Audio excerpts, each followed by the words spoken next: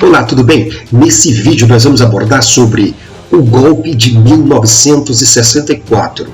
Trataremos nesse vídeo de questões fundamentais, como o que foram os atos institucionais, principalmente durante o governo Castelo Branco, como os atos institucionais regulamentaram a vida brasileira no âmbito da política, no âmbito da economia, no âmbito do social, como os partidos políticos se comportaram, quais as limitações foram impostas pelos atos institucionais do regime militar aos partidos políticos, aos sindicatos, à imprensa, aos movimentos sociais.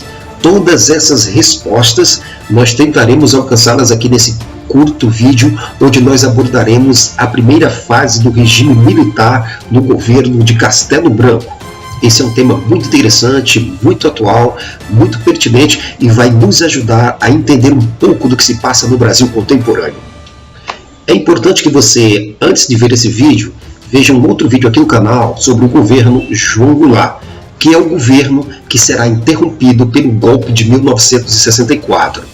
Então, para que haja uma melhor compreensão da transição do processo democrático no final do governo João Goulart para o início de um governo ditatorial, que é o governo do regime militar de 1964, é importante que você assista os dois vídeos, ok?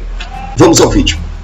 A Revolução de 1964, ou golpe de 1964, o governo do Marechal Castelo Branco. Com a destituição de João Goulart pelos militares, em 64, ocorre a posse do deputado Ranieri Mazzilli, então presidente da Câmara Federal. O alto comando da Revolução, entre eles o general Costa e Silva, vão editar o ato institucional número 1, em 9 de abril de 1964, onde serão suprimidos os direitos políticos por 10 anos de cerca de 300 cidadãos. Entre estes cidadãos caçados estavam ex-presidentes, ex-governadores, ex-ministros de Estado, ex-ministros do Supremo Tribunal Federal, dirigentes sindicalistas, líderes comunistas, militares de alta patente e membros do clero. Alguns foram presos, outros foram submetidos a inquéritos policiais militares e outros rumaram para o exílio. Entidades de classe consideradas do movimento comunista internacional. Estas entidades foram submetidas à intervenção policial pelo regime militar, entre elas a UNE, a União Nacional dos Estudantes, a CGT, o Comando Geral dos Trabalhadores, e uma centena de outros sindicatos, o AI-2 e os poderes discricionários ao Executivo.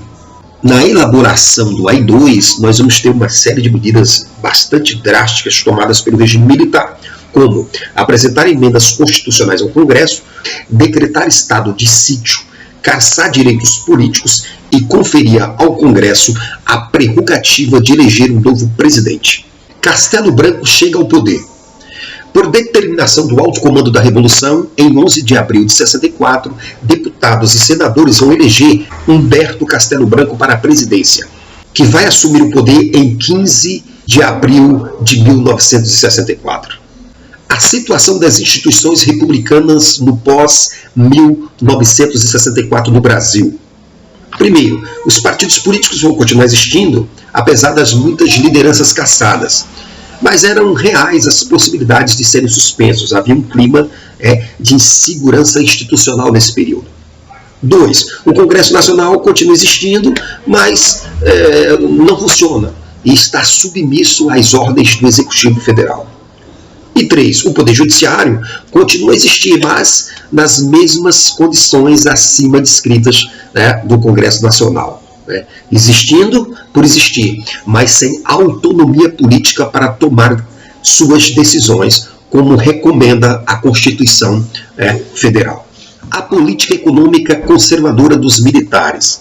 Eles vão ter como objetivos controlar a inflação, com a contenção de crédito de salários, ou seja, escolheram o pior caminho, um caminho que vai penalizar o grosso da população, amenizar as discrepâncias regionais, combater o déficit público, estimular as exportações e atrair capitais, oferecendo inúmeras facilidades aos grandes investidores internacionais. O Plano de Ação Econômica do Governo, o PAEG, foi elaborado pelo Roberto Campos, ministro do Planejamento, e pelo Otávio Gouveia de Bulhões, ministro da Fazenda, né? O PAEG se amparava na criação de novos impostos, achatamento de salários, reorganização do sistema tributário, com a criação, em 1966, do IPI, né? Do ICM, Imposto sobre Circulação de Mercadorias, do IR, Imposto de Renda, e do CDC, né? Crédito Direto ao Consumidor. O Cruzeiro Novo. Para aliviar a inflação, o governo Castelo Branco vai criar uma nova moeda, que é o Cruzeiro Novo, em fevereiro de 1967. Vai modificar a lei de remessas de lucros, abrindo portas ao capital internacional e, assim, beneficiando as multinacionais, né, que voltaram a transferir enormes remessas para seus países de origem. Ocorre, assim, um estímulo às exportações e há uma melhora na balança comercial, mas a concentração de renda prejudica a indústria nacional de bens duráveis. Os atos institucionais, as armas do poder. Para fazer valer o PAEG, o presidente Castelo Branco, né, armou um eficiente e poderoso esquema repressivo, né, para conter as pressões populares, né. Portanto, as medidas implementadas pelo governo militar, elas requeriam desse mesmo governo uma repressão às manifestações populares, o que indica a impopularidade de suas medidas. E entre esse rígido controle, nós podemos citar o controle aos partidos políticos, aos sindicatos, à imprensa e às manifestações artísticas.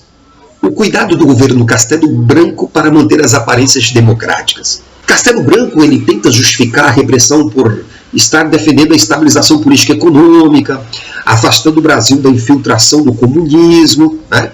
E o PAEG, como era muito impopular, inclusive até lideranças civis que apoiaram o golpe, como Carlos Lacerda, Magalhães Pinto, né, criticavam o programa de estabilização.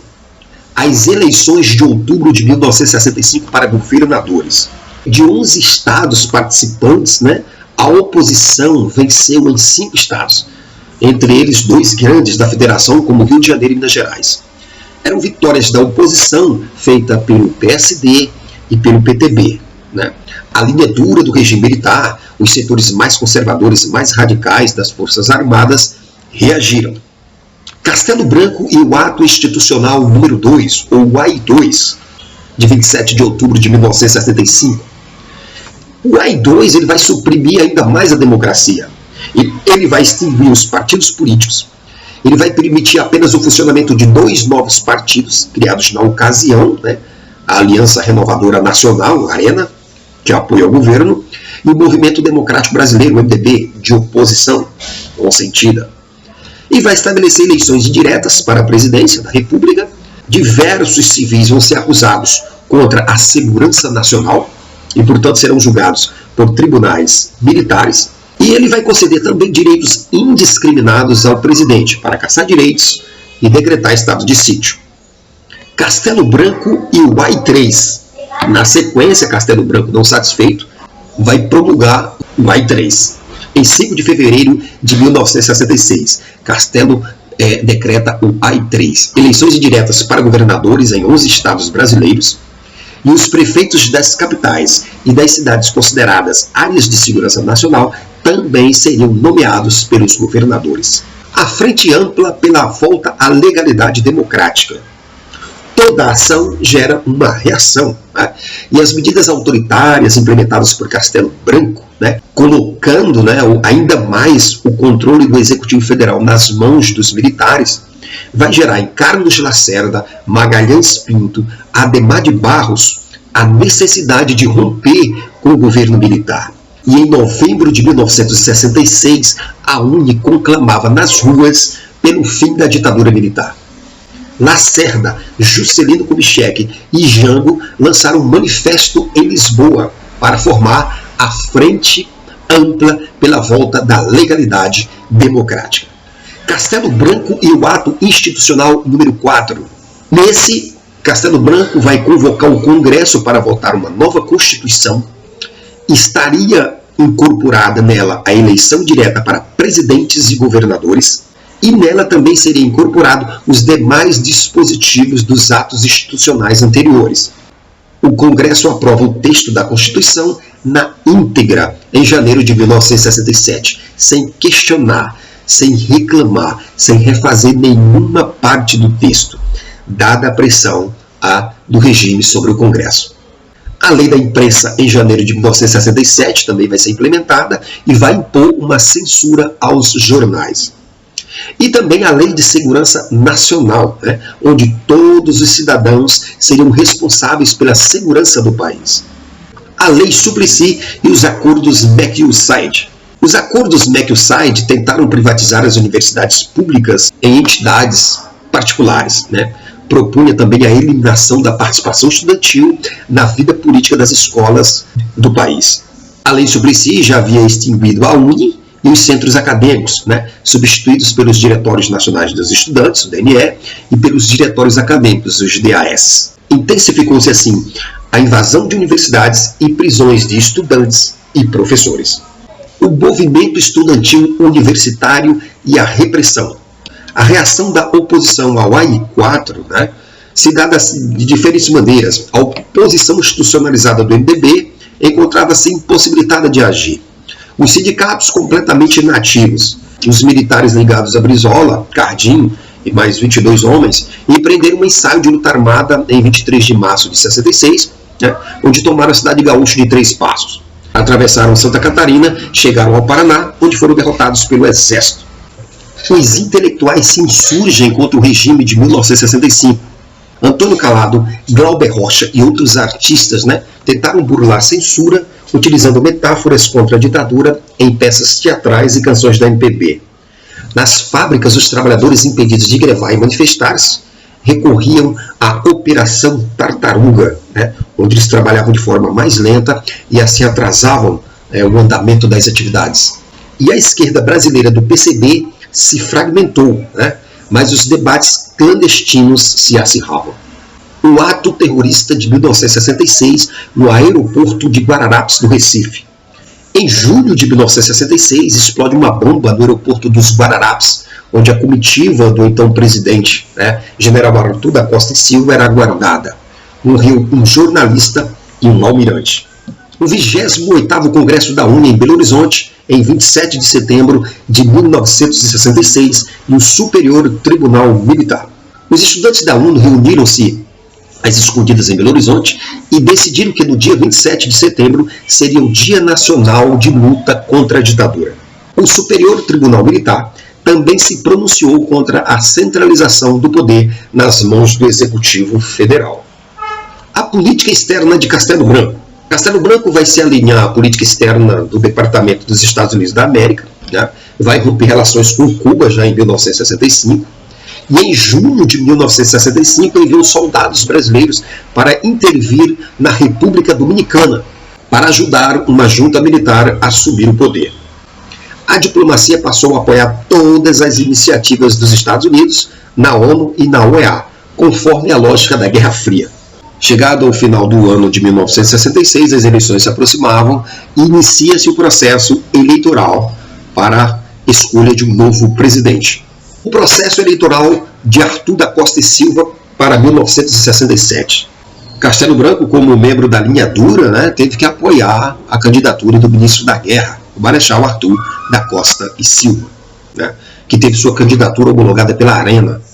E teve como vice Pedro Aleixo, político mineiro. Costa e Silva foi eleito em 3 de outubro de 1966. O MDB, sem poder lançar candidatura própria, absteve-se de participar das eleições diretas. Tomou posse em março de 67, com a promessa de redemocratização, crescimento econômico, diminuição das desigualdades e implementação de uma nova Constituição com os atos institucionais de Castelo Branco. Em seu ministério, militares liberais e de linha dura. Ok, esse vídeo é um resumo rápido sobre a primeira fase do regime militar iniciado em 1964. Espero que vocês gostem, se inscrevam no canal, deixem os seus comentários, deixem um like e assistam os próximos vídeos que darão sequência ao regime militar de 64. Até lá!